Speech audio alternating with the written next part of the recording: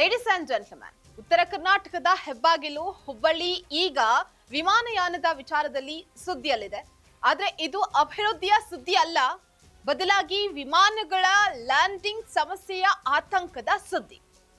ವೀಕ್ಷಕರೇ, ಹುಬ್ಬಳ್ಳಿ ವಿಮಾನ ನಿಲ್ದಾಣದಲ್ಲಿ ಲ್ಯಾಂಡ್ ಆಗಬೇಕಾಗಿದ್ದ ವಿಮಾನಗಳು ಹೈದರಾಬಾದ್ಗೋ ಅಥವಾ ಬೆಂಗಳೂರಿಗೋ ವಾಪಸ್ ಹೋಗ್ತಾ ಇದೆ.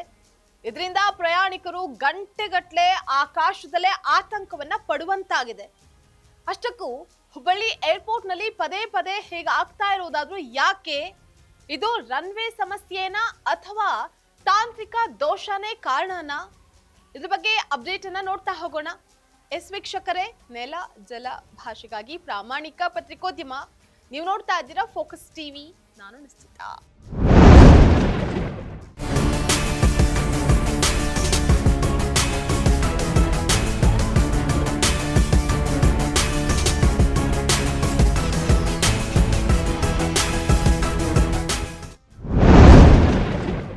ಹುಬ್ಬಳ್ಳಿ ವಿಮಾನ ನಿಲ್ದಾಣ ಇತ್ತೀಚಿನ ದಿನಗಳಲ್ಲಿ ಲ್ಯಾಂಡಿಂಗ್ ಸಮಸ್ಯೆ ದಿನದಿಂದ ದಿನಕ್ಕೆ ಹೆಚ್ಚಾಗ್ತಾ ಇದೆ. ಅದರಲ್ಲೂ ವಿಶೇಷವಾಗಿ ಮೋಡ ಕವಿದ ವಾತಾವರಣ ಇದ್ದಾಗ ಹುಬ್ಬಳ್ಳಿಯಲ್ಲಿ ವಿಮಾನ ಇಳಿಸೋದು ಪೈಲಟ್ಗಳಿಗೆ ದೊಡ್ಡ ಸವಾಲಾಗಿ ಪರಿಣಮಿಸಿದೆ. ಇತ್ತೀಚೆಗಷ್ಟೇ ಹೈದರಾಬಾದ್ನಿಂದ ಬಂದಿದ್ದಂತಹ ಇಂಡಿಗೋ ವಿಮಾನ ರನ್ವೇ ಮೇಲೆ ಇಳಿಯಲಾಗದೆ 2 ಬಾರಿ ಗಾಳಿಯಲ್ಲೇ ಸುತ್ತನ ಹೊಡೆದು ಕೊನೆಗೆ ಧಾರವಾಡ, ಶಿವಮೊಗ್ಗ ಮೂಲಕ ಬೆಂಗಳೂರಿಗೆ ಹೋಗಬೇಕಾದಂತಹ ಪರಿಸ್ಥಿತಿ ನಿರ್ಮಾಣ ಆಗಿತ್ತು. ಇದು ಕೇವಲ ಒಂದು ದಿನದ ಕಥೆ ಅಲ್ಲ. ಇತ್ತೀಚಿನ ದಿನಗಳಲ್ಲಿ ಇಂತಹ ಘಟನೆಗಳು ಮೇಲಿಂದ ಮೇಲೆ ಮರುಕಳಿಸ್ತಾನೆ ಇದೆ.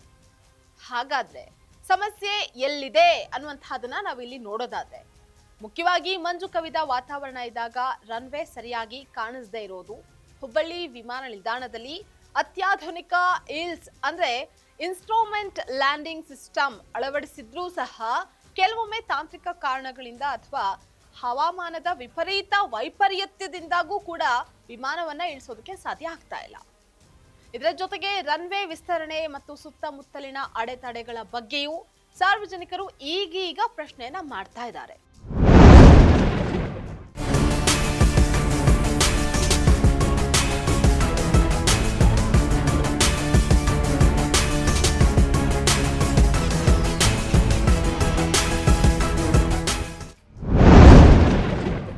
ಮೇ 22, 2010 ಈ ದಿನವನ್ನ ಕರಾವಳಿ ಜನತೆ ಮಾತ್ರವಲ್ಲ, ಇಡೀ ದೇಶವೇ ಮರೆಯೋದಕ್ಕೆ ಸಾಧ್ಯ ಇಲ್ಲ. ಮಂಗಳೂರಿನ ಬಜ್ಪೆ ವಿಮಾನ ನಿಲ್ದಾಣದಲ್ಲಿ ನಡೆದಂತಹ ಆ ಭೀಕರ ವಿಮಾನ ದುರಂತ, ಅದರಲ್ಲಿ 158 ಜನರನ್ನ ಸಹ ಅದು ಬಲಿ ಪಡೆದಿತ್ತು. ಮಂಗಳೂರು ಏರ್ಪೋರ್ಟ್ ನಲ್ಲಿ ರನ್ವೇ ಮುಗಿದ ತಕ್ಷಣ ಆಳವಾದ ಕಂದಕ ಇದೆ. ಅಂದು ವಿಮಾನವು ರನ್ವೇಯ ಅರ್ಧ ಭಾಗ ದಾಟಿದ ನಂತರ ನೆಲಕ್ಕೆ ಅಪ್ಪಳಿಸಿತು. ಇದರಿಂದಾಗಿ ವಿಮಾನವನ್ನ ನಿಲ್ಲಿಸೋದಕ್ಕೆ ಸಾಕಷ್ಟು ಜಾಗ ಇಲ್ಲದೆ ಅದು ಕಂದಕಕ್ಕೆ ಉರುಳಿ ಬೆಂಕಿಗೆ ಆಹುತಿಯಾಗಿತ್ತು. ಈ ಘಟನೆ ಹವಾಮಾನ ವೈಪರೀತ್ಯದಿಂದ, ಹಾಗೆ ಪೈಲಟ್ನ ಅಜಾಗರೂಕತೆ ಮತ್ತು ಏರ್ಪೋರ್ಟ್ನ ಅವೈಜ್ಞಾನಿಕ ವಿನ್ಯಾಸವೇ ಕಾರಣ ಆಗಿತ್ತು. ಒಂದ್ ಕಡೆ ಸಮಯಕ್ಕೆ ಸರಿಯಾಗಿ ತಲುಪಬೇಕಾದ ಪ್ರಯಾಣಿಕರಿಗೆ ಈ ಸಮಸ್ಯೆಯಿಂದ ಬಹಳ ತೊಂದರೆ ಆಗ್ತಾ ಇದೆ. ಟಿಕೆಟ್ ದರ ಮಾತ್ರ ಆಕಾಶ ಮುಟ್ತಾನೆ ಹೋಗ್ತಾ ಇದೆ. ಆದ್ರೆ ಸೌಲಭ್ಯ ಅನ್ನುವಂಥದ್ದು ನೆಲ ಕಚ್ಚಿದೆ ಅನ್ನುವಂಥದ್ದು ಪ್ರಯಾಣಿಕರ ಆಕ್ರೋಶ.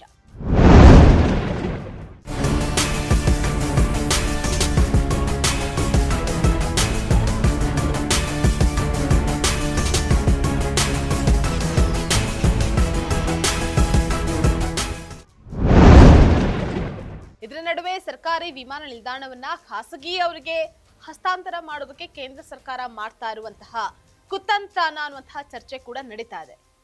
ಒಟ್ನಲ್ಲಿ ಹುಬ್ಬಳ್ಳಿಗೆ ವಿಮಾನ ನಿಲ್ದಾಣವಿದ್ದು ಪ್ರಯೋಜನಕ್ಕೆ ಬಾರದಂತಾಗಿದೆ.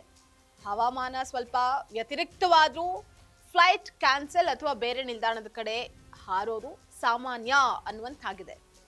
ಅಧಿಕಾರಿಗಳು ಇನ್ನಾದ್ರೂ ಎಚ್ಚೆತ್ತುಕೊಂಡು ತಾಂತ್ರಿಕ ಲೋಪಗಳನ್ನ ಸರಿಪಡಿಸ್ತಾರಾ ಅಥವಾ ಪ್ರಯಾಣಿಕರು ಹೀಗೆ ಆತಂಕದಲ್ಲೇ ಪ್ರಯಾಣವನ್ನ ಬೆಳೆಸಬೇಕಾ? ಕಾದ್ ನೋಡ್ಬೇಕಾಗಿದೆ. ಇದಾಗಿತ್ತು ಈ ಹೊತ್ತಿನ ಸ್ಪೆಷಲ್ ರಿಪೋರ್ಟ್. ನೆಲ ಜಲ ಭಾಷೆಗಾಗಿ ನೋಡ್ತಾ ಇರಿ ಫೋಕಸ್ ಟಿವಿ.